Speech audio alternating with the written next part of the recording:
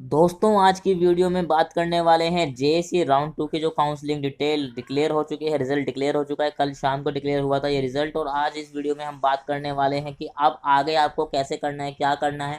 ठीक है, हम यहाँ पे हर काउंसलिंग के बाद यहाँ पे कुछ बात करेंगे सो दैट आपको जो एडमिशन की परेशानी आ रही है, जो आपके दिमाग में कन्फ्यूजन है, वो सारी सोल्व हो पाए। तो चलिए वीडियो को ज़्यादा देर न करते हुए मैं करता हूँ स्टार्ट।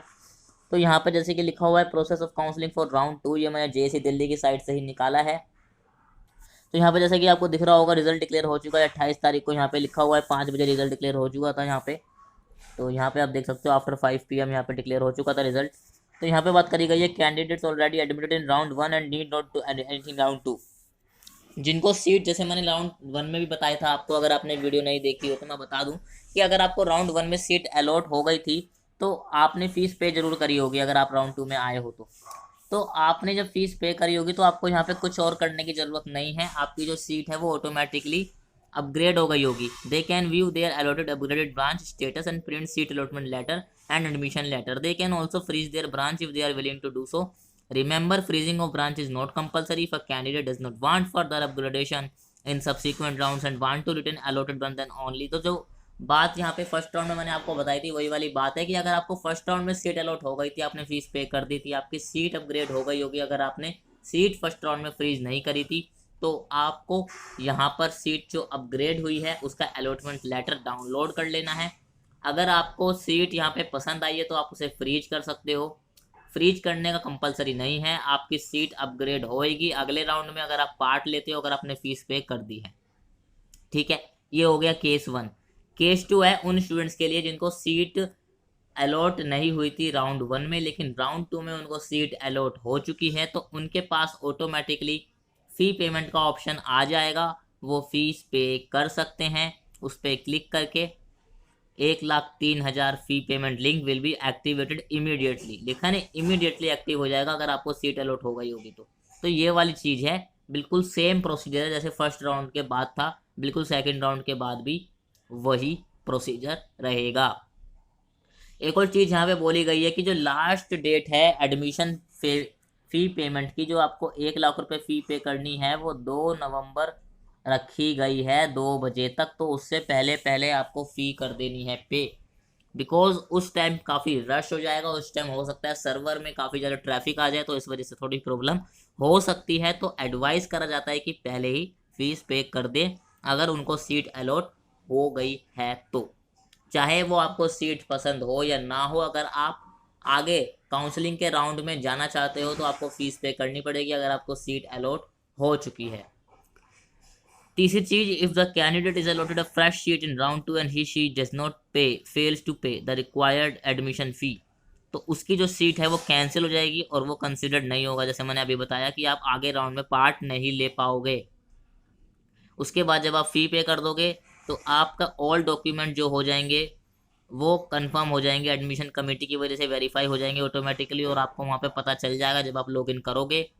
एक बार एडमिशन कंफर्म हो गया तो कैंडिडेट अपनी जो सीट है उसे फ्रीज कर सकता है अगर वो करना चाहता है, और अगर नहीं करना चाहता, वो आगे राउंड में पार्ट लेना चाहता है तो वो भी ले सकता है। जो बिल्कुल सेम प्रोसीजर है जैसे कि राउंड 1 में था। तो यहाँ पे क्या बोला गया है कि एडमिशन जो है कैंडिडेट का प्योरली प्रोविजनल है and is subject to verification of the original documents after the physical reporting. तो सेम वही वाली चीज़ यहाँ पे बोली गई है जो फर्स्ट राउंड के बाद जो प्रोसेस था, सेम वही चीज़ बोली गई है। तो मैं अभी आपको बार बार एक ही चीज़ कह रहा हूँ कि यहाँ पे घबराने की ज़रूरत नहीं है, आपका पैसा बिल्कुल सेफ है। अगर आपको सीट अलॉट हो या किसी भी कॉलेज में कोई भी ब्रांच आपको अलॉट हुई है जो आपने चॉइस फिलिंग करी थी, तो आप लोग बिल्कुल यहाँ पे घबराइए मत, फीस पे कर दीजिए। और जो सीट है उसे फ्रीज तभी करिएगा जब आपको वो सीट चाहिए, जब आपको वो सीट पसंद है। अदरवाइज आप अगले राउंड में जाने के लिए ऑटोमेटिकली एलिजिबल हो जाओगे जब आपके डॉक्यूमेंट्स वेरीफाई हो जाएंगे। और अगर आप एक फ्रेश कैंडिडेट्स हो तो आप फ़ी पे ज़रूर करो। अगर आपने फ़ी ऑलरेडी पे कर दी है तो आपको घबराने की ज़रूरत बिल्कुल भी नहीं है, आपको दोबारा फीस पे करने की कोई भी ज़रूरत नहीं है। तो एक तो ये नोटिस जो आया था इम्पोर्टेंट, ये मैंने आपको बताया। अब दूसरे नोटिस के बारे में बात करते हैं जो रिफंड से रिलेटेड आया, तो उसके बारे में हम बात करते हैं कि वो क्या आया है। तो यहाँ पर एक और नोटिस आया जिसे पढ़ के काफ़ी सारे स्टूडेंट्स कंफ्यूज हो गए होंगे कि ये क्या है। ये रिफंड का नोटिस है कि कुछ कुछ स्टूडेंट्स के जो थे वो रिफंड जो है वो आ चुके हैं ये किस चीज़ के रिफंड हैं? ये जो रिफंड हैं ये उन चीज़ के हैं कि कई स्टूडेंट्स का क्या हुआ था, डुप्लीकेट रजिस्ट्रेशन हो गया था, डुप्लीकेट रजिस्ट्रेशन फ़ी हो गई थी, तो उनकी जो फालतू 1500 रुपये लग गए थे वो वापस रिफंड आ चुके हैं। और यहाँ पे डुप्लीकेट इनका भी हो गया था कई लोगों का, कई स्टूडेंट्स का, मतलब डुप्लीकेट सीट एक्सेप्टेंस फ़ी हो गई थी, मतलब उन्होंने 2 बार गलती से पे कर दिया था, तो 2 लाख रुपये 6 हज़ार कट गया होगा उनका, तो उनका भी रिफंड आ चुका है यहाँ पे। तो ये उनका रिफंड है, आपको इससे कोई मतलब नहीं है अगर आपका कोई सिचुएशन इसमें नहीं हुआ है। और अगर आपका कोई फीस ऐसा हो चुका है डुप्लीकेट, अगर आपका फीस कट चुका है और आप चिंता कर रहे हो कि पैसे कब आएंगे, तो यहाँ से आप देख सकते हो इस लिस्ट में आपका एप्लीकेशन नंबर, ट्रांजैक्शन आईडी मिल जाएगी और यहाँ पे रिफंड हो चुका है। अगर आपका यहाँ पे लिखा हुआ है लेकिन आपके अकाउंट में नहीं आए, तो आप कॉन्टैक्ट करके उनसे हेल्प भी ले सकते हो। ठीक है, तो ये यहाँ पे इंपॉर्टेंट आया है दूसरा नोटिस, जो राउंड 2 के बाद मुझे बताना बहुत ज़्यादा जरूरी हो जाता था। तीसरी चीज़ और क्या यहाँ पे आई है DTU की सेकंड राउंड की कट ऑफ। तो एक बार थोड़ी सी उस पर नज़र डाल लेते हैं।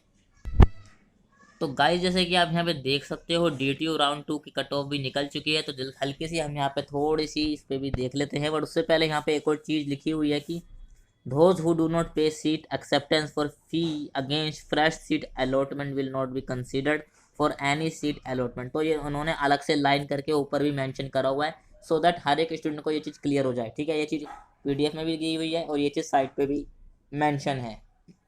तो अब यहाँ पे कट ऑफ देख लेते हैं DTU की क्या आई है राउंड 2 की। हालांकि बाकी कॉलेज उसकी अभी पब्लिकली रिलीज नहीं करी है, DTU की करी है, तो बाकी की भी जल्दी हो जाएगी। फिलहाल DTU पे थोड़ा सा देख लेते हैं, जहाँ पे पहले राउंड में कंप्यूटर इंजीनियरिंग की जनरल कैटेगरी की, आपको अगर याद हो मैंने डिटेल में यहाँ पे एनालिसिस भी किया हुआ था, तो 7,000 के आसपास गई थी और EWS में गई थी 20,000 के आसपास।